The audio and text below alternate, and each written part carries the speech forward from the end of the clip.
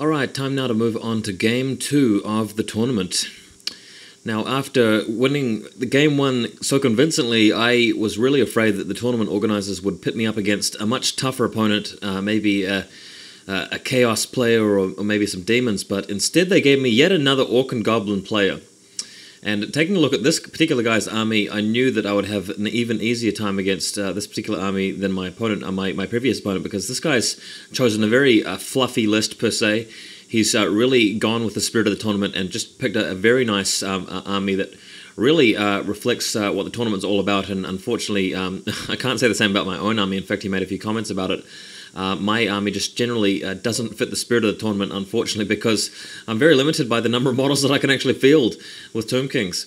At any rate, here's my opponent's setup. He's got he's got 3 units of 40 Night Goblins each, so massive big blocks of them. He's also got 2 large groups of Bowmen. He's got 2 Bolt Throwers on the hill.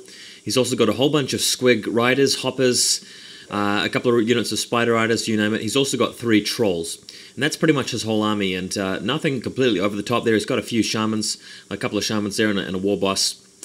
And here's me just deploying again, same as normal. This time putting my cavalry in and chariots in the center, as well as 1 small unit of chariots on the flank. Carrion right in the middle so that I can disperse with his fanatics the first turn.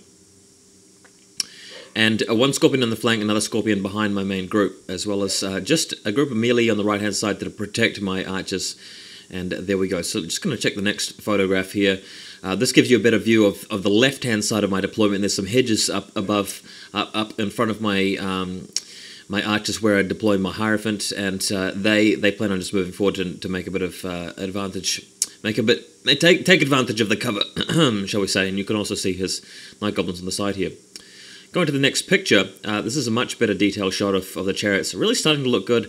They're sort of on a bit of an angle because they're just riding over a hill. Very nice photo this actually, because you can see a lot of detail. You can see the Hierophant in the corner of the bow unit there, in the middle of the picture, and the Scullipult on the hill, as it always does. I haven't yet played a game where I haven't been able to use a hill, and thank God for that. Next picture, you can see a little bit of a closer look at his Bolt Throwers up on the hill, as well as these 2 big blocks of Night Goblins in the foreground, as well as 1 big block in the background. He's got 1 block of Night Goblins behind his first one. I guess that's just to back it up should the first one fail and maybe get some flank charges later on or something like that. Okay, so going to the first photo, immediately I flew over with 3 groups of three Carrions, and triggered the Fanatics for 3 separate Night Goblin units, which was fantastic. Triggering them all with just a 1 group of Carrions is just fantastic. You waste all of his Fanatics, and they aren't even on my side of the board yet, and so that really neutralizes a serious danger to me. Unfortunately, the Carrion, as usual, getting wiped out except for 1 guy. I'm really surprised I didn't lose more than that, but that's triggered just about all of his Fanatics, so fantastic work there by the Tomb Kings at the beginning there. I believe he actually got the first turn this time, and I responded by moving my Carrion out after he'd moved out and really not done too much damage at all. Next picture, you can see that he's moved forward with his archers a little bit further. I think he's got 1 group of Fanatics left ready to discharge on this unit here in the foreground. And in the background, I'm just hanging back and doing some shooting, not really moving my troops forward because I want to get rid of the Fanatics first. Let's go to the next picture, shall we?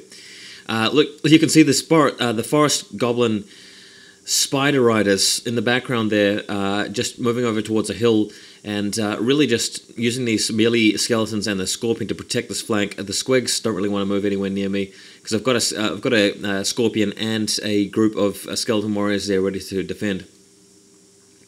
Over on the left-hand side here, you can see him releasing some Fanatics, and not quite really doing any damage on the unit, thank goodness. So that unit won't be able to charge for now, but I can always maneuver around him later. Go to the next photo. What actually happened here is we've sort of jumped a turn or so ahead. I maneuvered round in my turn, so I avoided the Fanatic. I used some incantations to charge with the chariots. I crushed a unit of Night Goblin Bowmen and just overran them so that they can move here to charge this Night Goblin unit. But it's going to be his turn, so he'll be able to charge me instead, so that could be a worry given the huge number of ranks that he's got.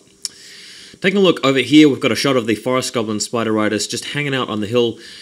He couldn't really decide whether to charge my Scorpion and melee skeletons or not, he didn't really decide to do it in the end. In the foreground, the troll has been bashed by fanatics, but I've managed to use all of my shooting to pick off all of his fanatics.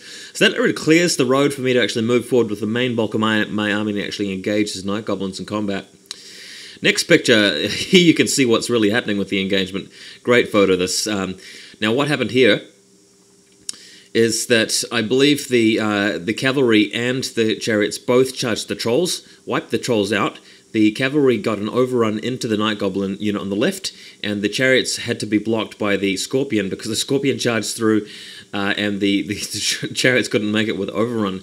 However, the scorpion managed to get into base-to-base contact with his goblin war boss, pinched him with his massive claws and stung him with the tail, killing blow, knocked him out. So my opponent wasn't too happy about that, but neither would I have been if my general had just been laid low by a scorpion, and now I have the opportunity to move around with the chariots as I please. And of course the trolls moved the carrion here to resurrect. We'll resurrect them. I only got 1 wound back, so that just restored one of the single wound carrions back to full health again. And of course the fleeing trolls ran into the carrion and he was destroyed. Next picture. What's happened here is I've used some incantations to charge the squigs in the flank. The goblins in the background aren't doing too well against the cavalry. And the chariots have actually, in the far background, the reason you can only see 2 large blocks of 40 night goblins is that the third block in the background actually failed their fear test, didn't charge the chariots, instead the chariots charged them. Pursued them completely off the table, so my chariot's coming back on next turn. But really decisive stuff all around the board here. And that's pretty much it. You can see over in the far background, his Spider Riders just haven't charged me all game, and they've left me just hanging there to defend. In the foreground, you can see this Night Goblin's not really doing too much here. Scullipult ready to throw a rock on them and make them flee in the final phase of the game. Cavalry still beating down the Night Goblins, and really Tomb Kings haven't taken any losses. And that's it. So thanks, guys. I hope you enjoyed Game 2. Even more of a crushing defeat. I think it was a 20 points to 0 defeat here. You're talking sort of over 2,000 victory points in difference. So very decisive victory to the Undead, and probably what will happen next is that the tournament will give me a very powerful opponent for Game 3 to finish the day. And let's look forward to this one. Hopefully it will be a serious contest, and we'll see how it goes. Thanks, guys.